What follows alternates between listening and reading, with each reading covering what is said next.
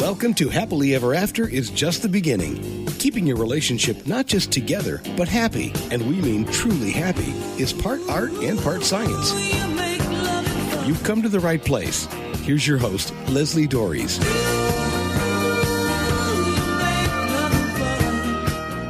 Many people think of infidelity as the worst thing that can happen in a marriage. And having worked with many couples who've experienced this, I do agree that it qualifies as catastrophic. It is betrayal at its core. But the sense of betrayal isn't necessarily what you might think. The source of betrayal quite often is the lies.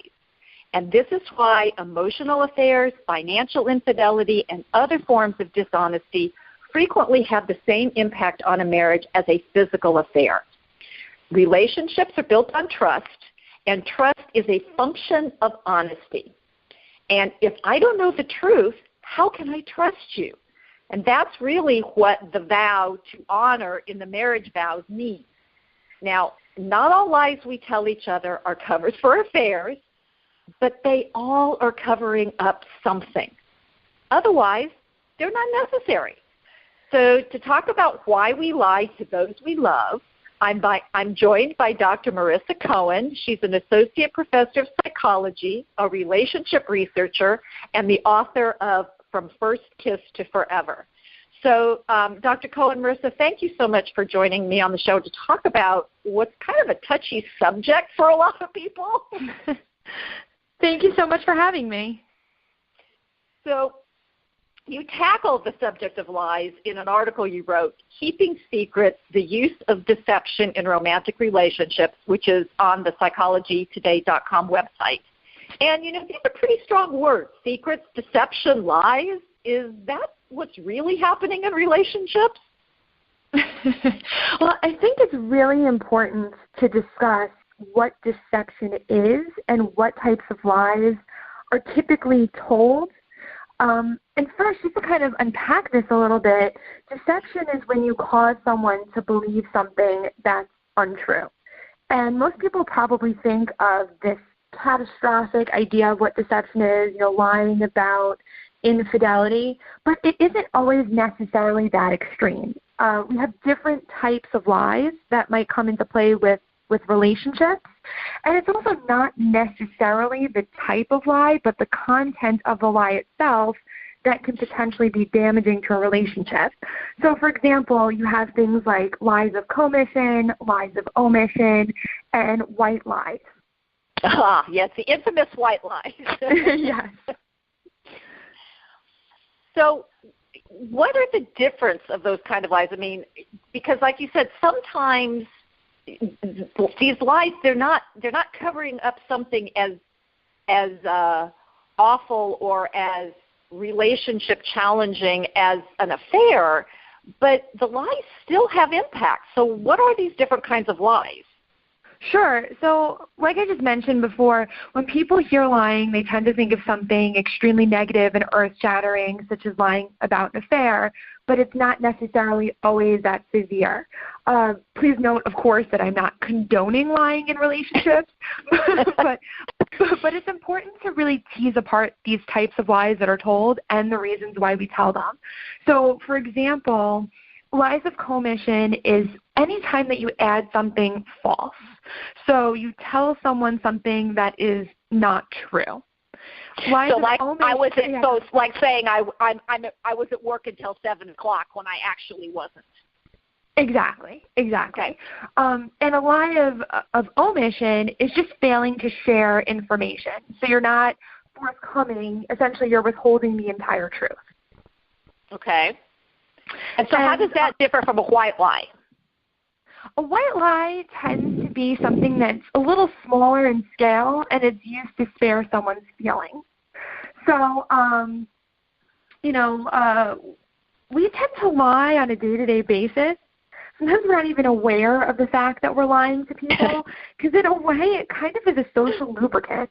So if you think about it, telling someone something like you love their work or their performance, or if someone asks you, how do my cookies taste, and they're really awful, but you say, oh, they taste delicious. that might be a small white lie because it's not necessarily anything that's going to hurt the other person. We say it in order to spare their feelings. Okay. I see that. Do white lies cause as much damage as, say, the other two kinds of lies, either lying directly to your face about something important or just not sharing all of the information? It really depends what the content of the lie is, as well as how often the lies are told. And, what decisions are we making based upon these lies? So, for example, if we go back to that whole cookie scenario, you might think, okay, no big deal. We just told the person we enjoyed their cookies, even though they didn't taste that great. But what if this person, I know this is going to sound kind of extreme, but just go with me down this path for a second. What if a person was planning on quitting their full-time job to become a baker and now just had that final validation that she needed, like, okay, I'm good at this, let's go, like, let's make this my full-time career. So you don't know necessarily what the other person's actions are going to be in response to your white lie. The intention of a white lie isn't necessarily that bad, but again, we can't control how another person reacts to what we say. Well, and so what happens when somebody finds out that that's a lie? That, no, my cookies were really awful, or whatever else the white lie might be? I mean, on the one hand, you can have a person react pretty poorly and say, I trusted you as a friend. I expect to hear the truth from you, because if I'm not going to get the truth from you, who am I going to get it from? Mm-hmm. Or on the other hand, the person might just be thankful, saying, okay, you care so much about me, you don't want to hurt my feelings.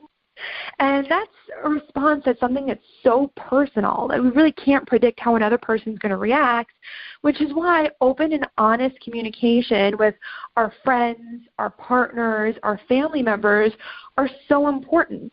Do you want the person to be brutally honest and always tell you the truth, or do you want the person to kind of pick and choose to protect your feelings? Yeah, and I'm so glad you mentioned the brutally honest, because I happen to be, listeners of the show know that I happen to be a proponent of something called radical honesty, which is being honest all the time. And brutal honesty isn't necessary. I can be gently honest with somebody. And I think that's one of the things that people get caught up in. One, either they really aren't really paying much attention to the impact of what they're saying, and they are somewhat brutal as opposed to kind of picking and choosing their words, or recognizing that I can actually share this information in a very gentle and loving way. So it's like, maybe it's just I don't like chocolate chip cookies, but these cookies just aren't doing it for me. Right. That gives, at least, and something I could actually honestly say that about peanut butter cookies. Nobody's ever going to want my take on peanut butter cookies, because I just can't stand them. But it's like, but it is, how do we be more gently honest and not, because we can do that. And I think it does take a little bit more thought, which I think is also part of the reason sometimes why we tell the white lies or the lies of omission. And by the way, lies of omission are not the same thing as I just forgot about it. Right. But it is more along the lines of, oh, yes, here's this other thing I forgot to tell you that actually is important for you to know. Right, and I love what you were just saying about the radical honesty. It's all about, can I communicate a message to you that's meaningful, but also share it in a gentle way? Which, by the way, people can learn how to do. This is a skill that people can learn.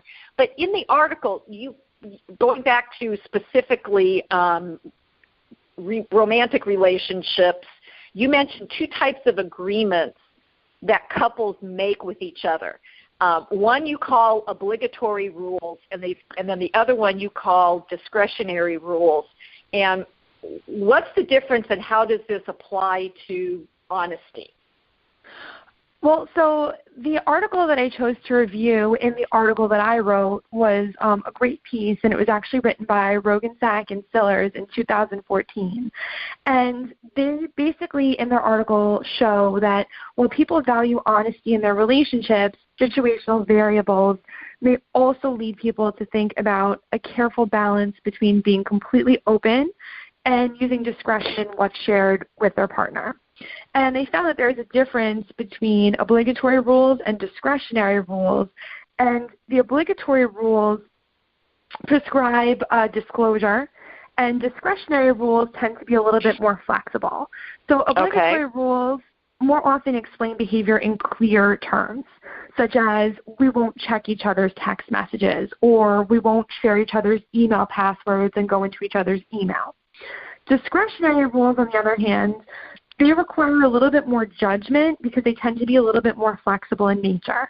So this is more similar to a lie of omission, such as not sharing information that can potentially cause conflict in the relationship. And what's interesting is that both types of these rules can come into play in the very same scenario. So, how interesting. Yeah, if you say, tell me about how many previous relationships you had, that would be an obligatory rule. Like, I want to know how many relationships you've been in prior to me. But you might incorporate a discretionary rule, which is you don't share how strong your feelings were about your last partner because you don't want to hurt your current partner's feelings. Interesting. I could see how, though, and I guess part of that is then what happens if I ask you, so how involved were you with this other person? I mean, obviously, and there are some things that one would know about. So saying, well, if I was engaged to this person or if I lived with this person for 3 years, we might be able to gauge something like that. And I guess a lot of it depends on why does somebody want to know this information? Right. What do they stand to gain by getting that information? And if you think about it, the two kind of rules can almost be paradoxical in a way, because essentially it's saying, tell me everything, but don't tell me if it will hurt me, which is sometimes hard to determine. Well, yes, and sometimes, yeah. Well, I mean, and this is one of the things. And I once wrote an article. It was several years ago, and it was the title of the article was "How to Get Your Partner to Lie to You." And one of the ways was react poorly when they tell you the truth. And so I think that kind of comes into the discretionary. Because it's sort of like what is the reason that somebody is wanting this information, and then how is it going to, like you said, either impact them or impact me, because sometimes that can really throw a real wrench into a relationship. Oh, completely. And that can just make some topics off limits in the relationship, which gets in the way of complete open honesty and good communication. So, you know, what you were saying is if you know that the partner reacts very poorly every time you bring up your parents, because there might be some issues with in-laws, then you just won't bring up conversations you have with your parents, even if it could potentially impact your partner, just knowing, well, every time I bring this up, we get into a huge blowout fight. So in order to completely avoid getting into conflict with you, I'm just going to hold this information in. I think that is such an incredibly important point, because I do think, and that kind of goes to my thing about reacting poorly when your partner tells you the truth, because then they will avoid it. And then that just puts distance between you, because we can't talk about this topic over here, whether it's the in-laws or whether it's past relationships or whether it's whatever it is. It has now become impossible for us to talk about this because it just devolved into this really bad situation. And that's my way of thinking, is that's kind of like termites eating at the foundation of your relationship, is that, well, we can't talk about this over here. Oh, exactly. And it's putting walls up essentially, which, you know, both partners may not even realize that these walls are being put up. So if you're putting up a wall saying, okay, this is an area that we're not going to touch because I know how my husband or my wife is going to react, you stifle, you basically stop yourself before bringing it up to your partner, and your partner doesn't have any clue. Right, and that's definitely what we were calling a lie of omission. I'm not sharing information with you that you need to have. Right. And somehow this just reminds me of a story that my husband told years ago when the company that he worked for went to automatic deposit for checks, and several of the hourly workers were really upset because they hadn't been sharing how much overtime they were getting. Mm. So they were keeping really important information from their partners, and it really blew my husband's mind because he and I didn't keep that kind of stuff from each other, and so it really kind of blew his mind that somebody would. And it was like, yeah, those are right. And finances is one of those areas that's a potentially hot button issue in relationships. Absolutely. This is Happily Ever After is just the beginning on webtalkradio.net. I'm Leslie Dories, and my guest today is Associate Professor of Psychology, Relationship Researcher, and author Dr. Marissa Cohen. And we're talking about the importance of honesty in romantic relationships. And if this is an issue in yours, it doesn't mean anyone is a bad person. It just means some necessary parameters are missing. And to learn about how to create a space for real honesty in your marriage, I invite you to contact me and arrange a complimentary Create Your Happily Ever After strategy session. You can reach me at Leslie, Lesli, at foundationscoachingnc.com. That's FOUNDATIONS, coaching, N as in Nancy, C as in Charlie.com. Or you can give me a call at area code 919-924-0463. And I want to get back to this conversation about honesty, white lies, lies of omission, all this stuff we're talking about. And in the article, we were talking about one of the reasons why couples lie to each other, but you mentioned three: reciprocity, avoidance of punishment, which is kind of the one we were just talking about, and attachment needs. So what are each of these, and what prompts them? So there was a really great study that was done in 2001, which I talk about in that article, and it was done by a researcher by the name of Cole. And the reason why I like this study is because while so many people are looking at how lying can be detrimental to a relationship, this study really dug into, well, what are the reasons why we lie? What causes lying to occur in the first place? So in this particular research study, Cole was looking at 128 couples and found that, as you mentioned, there are three explanations for why intimate partners lie to one another. And regarding reciprocity, if a person suspects that his or her partner is lying or being dishonest, he or she may act in kind, specifically as a way of retaliation. So if you lie to me, I'm going to lie to you. Never a good idea. No, exactly. A tit-for-tat scenario, and, it's problematic, extremely problematic. Yeah, let's just escalate the whole thing. I mean, when I think of that, I know this is a little bit off the topic of lying, but I start to think about, John Gottman's research with, people in attached relationships. And when you have this tit-for-tat strategy, essentially you have this emotional bank account, and you're constantly looking at, well, what am I putting into the relationship? What is the other person putting into the relationship? And you're more focused on keeping track than on building the relationship itself and growth. And I think it's more important to just give the relationship your all, treat your partner how you want to be treated, and you hope that your partner is going to do that in kind rather than monitoring everything so extremely closely. Yeah, that's just exhausting. And so then we were also talking about the avoidance of punishment, which is kind of what we were talking about before the break, about I'm not going to tell you something because the cost is so high.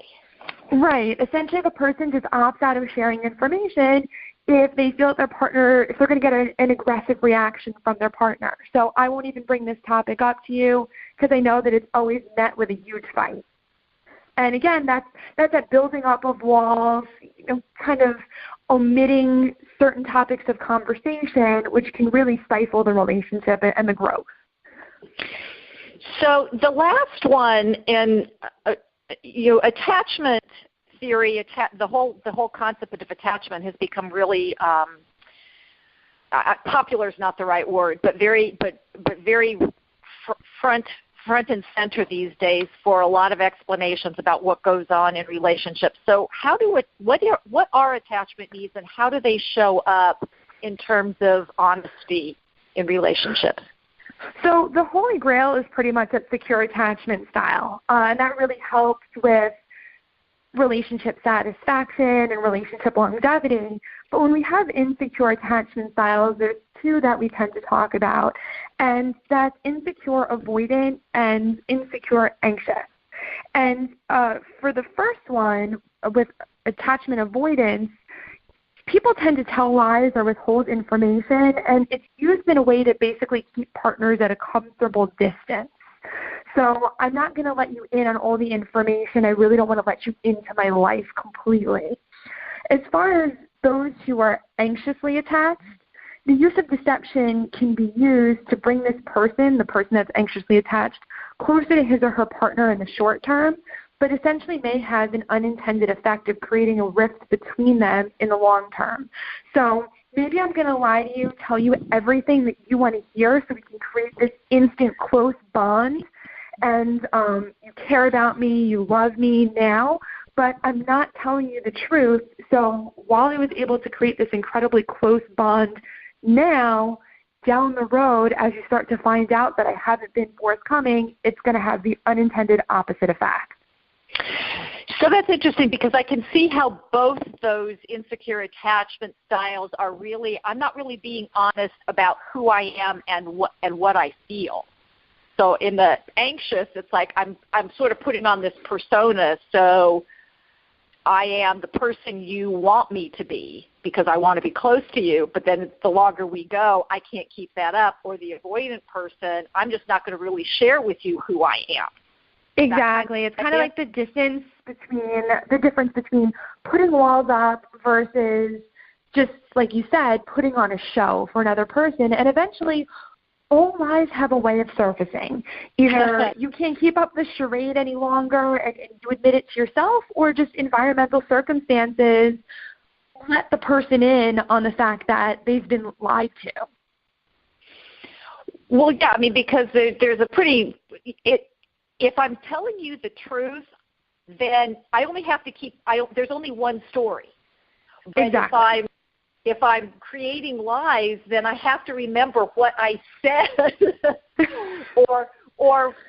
and somebody, and if it's involving somebody else, that you might find out from this other person that no, she actually wasn't at my house that day. It's like, oh. Right. And so, I mean, and I think that's part of it. So what is it that couples can do to, and I guess maybe it's more individuals, but how do we change this behavior? Because this all goes into, if I'm honest about who I am and what I need and how I feel, it's like, oh my gosh, I've just given you the playbook on how to hurt me. Right. I could see that. I feel like to protect the relationship and the trust between two people, it's really better to refrain from taking a creative license when it comes to sharing information with your partner. You have to really have a discussion at the beginning of the relationship. And, of course, if this is a new relationship, this might not be a first date topic that you want to bring up, but it's at definitely not. Right. It's at the point where the relationship starts to become serious. You're truly attached to one another, and you're starting to create this intimate bond. And in advance of acquiring any potential problematic information, you should have a discussion about what to do if a situation ever arises. So you may be surprised to find out that your partner is like, I just want you to tell me everything. Don't censor it. Tell me everything, even if you think it's going to hurt me, because that's important to me, because I want to know that I can come to you to get the complete truth. Or you might find out that your partner says, it depends what the situation is. If you think it's something that might potentially hurt me, there's no need to tell me everything, but here's certain ground rules that we should have. Discuss what types of information is important to share. What a concept, actually talking to each other about stuff like this. I mean, if you think about it, there's kind of like a sliding scale. Rarely in relationships are things just so black and white. Even when I talk to people about infidelity, let's say, and this is a topic that can lead to potentially a lot of deception in a relationship. What is infidelity? What is cheating? It's not quite so black and white. Like when you have your own viewpoint, but you don't necessarily know how your partner thinks about it until you ask. So opening up a conversation is so, so important to make sure that both of you are on the same page. I mean, and that is so true, because I've had so many people where one partner, and this is more about emotional affairs, where they believe that their partner has stepped out of bounds, and the other person is like, well, I didn't sleep with the person. There was no physical stuff, and it's like, okay, yeah, you're missing the point. But again, that goes to not having had a conversation about what that means. Exactly. I mean, I have a colleague who, she was instrumental in coming up with something known as the Perceptions of Dating Infidelity Scale, and it looks at, which behaviors do you believe constitute cheating, and it can range from, having a sexual relationship with another person to just buying presents for another person or going out to dinner with someone of the opposite sex. So people have their own viewpoints of what constitutes cheating, what makes a person honest, what constitutes deception. So these discussions need to be had. They're not necessarily always the easiest discussions to have, but they're important. Well, because, and again, that expectation, I call expectations the gremlins of relationships, because we have them in our head and we kind of function as if everybody else has the same expectations. But if we haven't actually sat down with our partner and said, hey, this is how my brain works, this is my belief system, these are the expectations that, oh, by the way, I'm going to be holding you to. Right. Know about them. Because that's one of the things I tell people. I say, you have these expectations, but if your partner hasn't specifically and openly agreed to them, then you're running around blind, and you're probably going to create some challenges because your partner either, one, isn't going to agree to those expectations, and you need to know that up front to decide whether or not it's a realistic expectation, or two, they at least know what they're being judged against. Right, and of course you can renegotiate as the relationship goes on. It's not necessarily rules that are set in stone, but it's important to at least open up the conversation, because once a person feels like some sort of rule has been violated, especially when it comes to things like trust and honesty, if a person feels like that's been violated, it's really, really hard to come back from that. Not impossible, but really, really challenging. Well, and I agree, and that is one of the biggest challenges when there has been some kind of betrayal, is how do we rebuild trust? And it is possible to do, but it's like anything else. It's a lot easier not to lose it in the first place. Right, exactly. But again, we have to talk to each other. It's like, what a novel concept. And it has to be also a face-to-face conversation, because as we're now increasingly living in this digital world, and a lot of people, and I can understand it, I want to get all my thoughts down on paper, in an email, and if you feel like that's better for you initially, that's great, but then follow it up with a person-to-person, face-to-face conversation, because our intonation, our body language, that doesn't come across in an email, in a text conversation. And it's really just about kind of reading the other person as well as listening to what they're saying.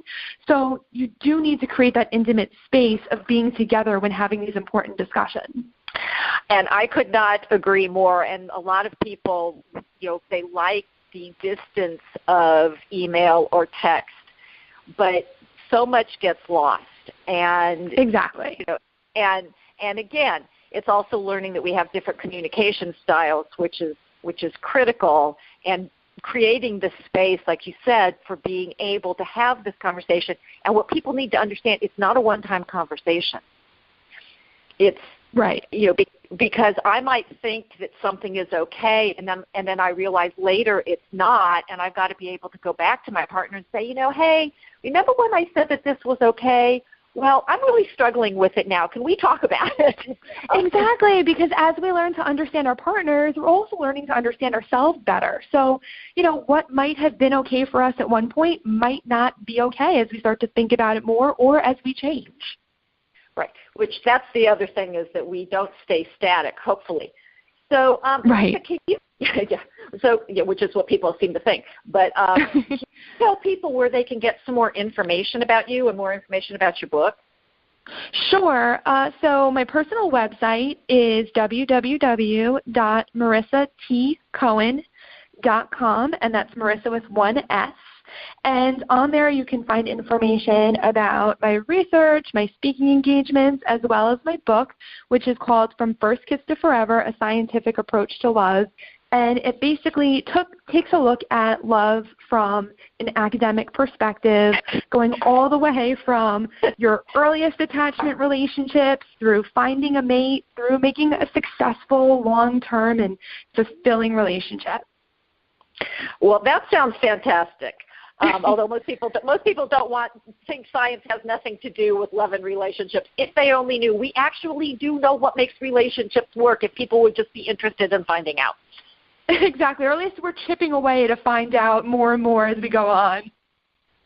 So what I want you guys to understand today is that, as we've talked about, being honest isn't always easy, but as the old saying goes, it is always the best policy. It also can be done in a gentle and loving way. So many people suffer in silence and frequently pull the plug on their relationships because they don't know how to honestly express their thoughts and feelings. And if you want a truly intimate relationship, isn't it worth learning how? And hopefully you'll keep listening to the show for more wonderful information like today.